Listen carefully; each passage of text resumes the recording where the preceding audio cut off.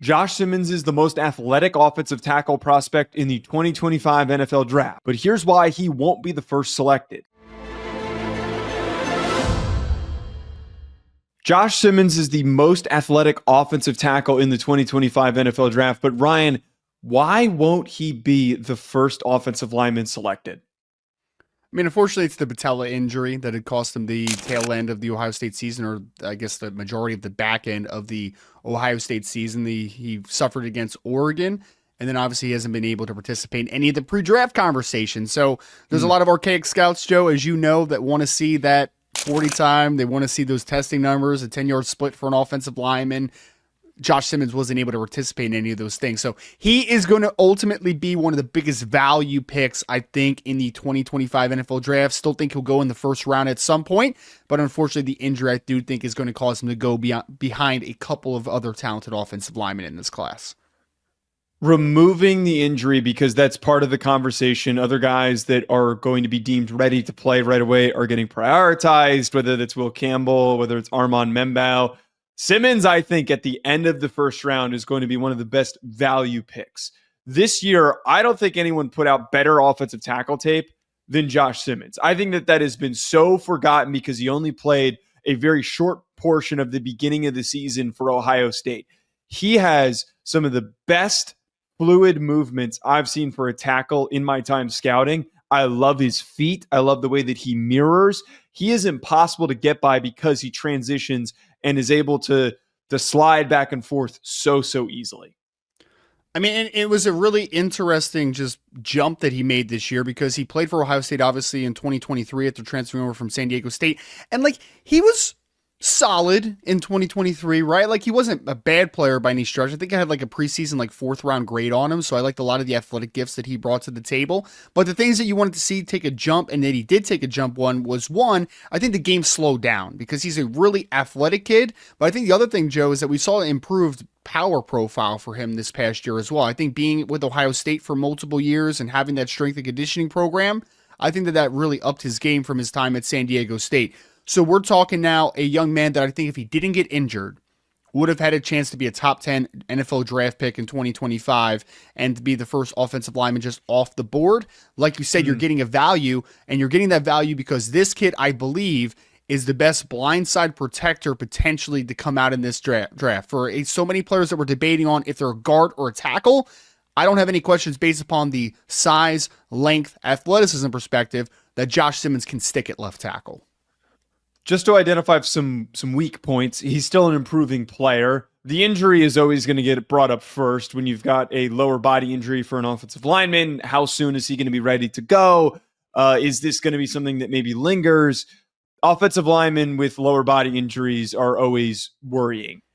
Other than that, though, he still needs to, I think, work on his hand placement. I think that there are plenty of times on reps where his lower body's great. He's sliding. He's really sunk down into his base really well, but he's grabbing guys on the outside of their shoulder pads. We just need a little bit better consistency with that technique.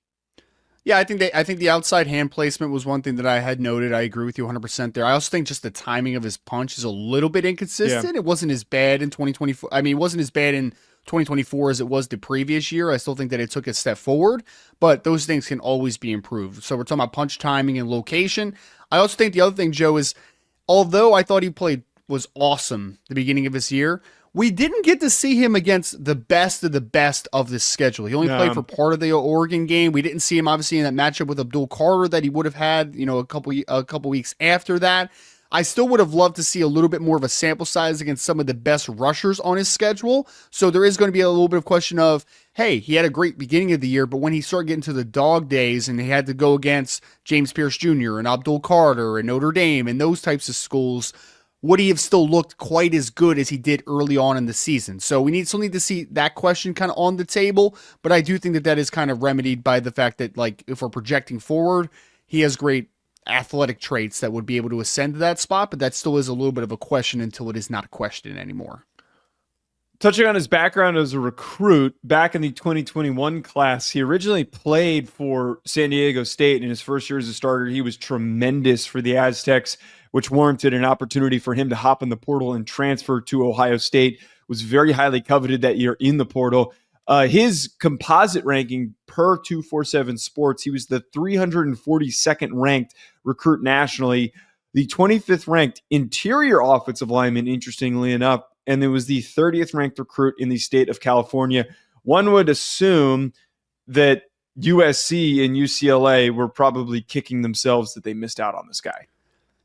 Well, it's a really weird background because, like you say, he's listed as an interior offensive lineman. I saw the comp that 247 had on him was Brandon Brooks, who's a former interior offensive lineman, obviously for the Philadelphia Eagles, right? Who was a really good guard in his NFL career. So projections inside for whatever reason. Don't know if maybe he was a little bit heavier coming out of high school. I'm not really sure.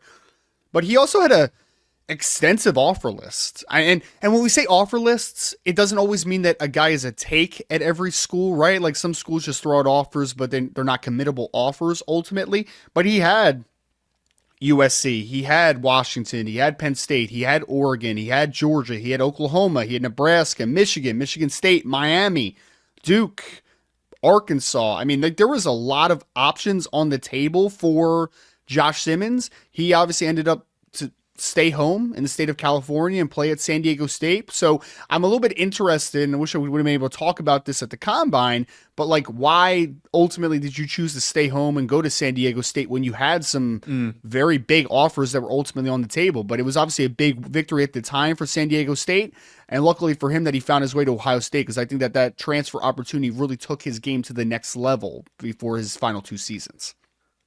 Our pro cop for him, we're going with Charles Cross, the former Mississippi State offensive lineman that was the 9th overall pick to the Seattle Seahawks not that long ago in the 2022 NFL draft. He's been a quality starter. The rest of that offensive line has been a bit of a mess.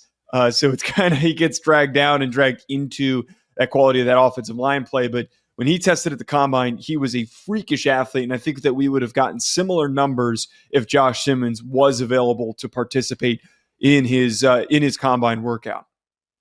Well, in his last 2 years at Mississippi State, I think is very similar to what we saw with Josh Simmons. We talked about it.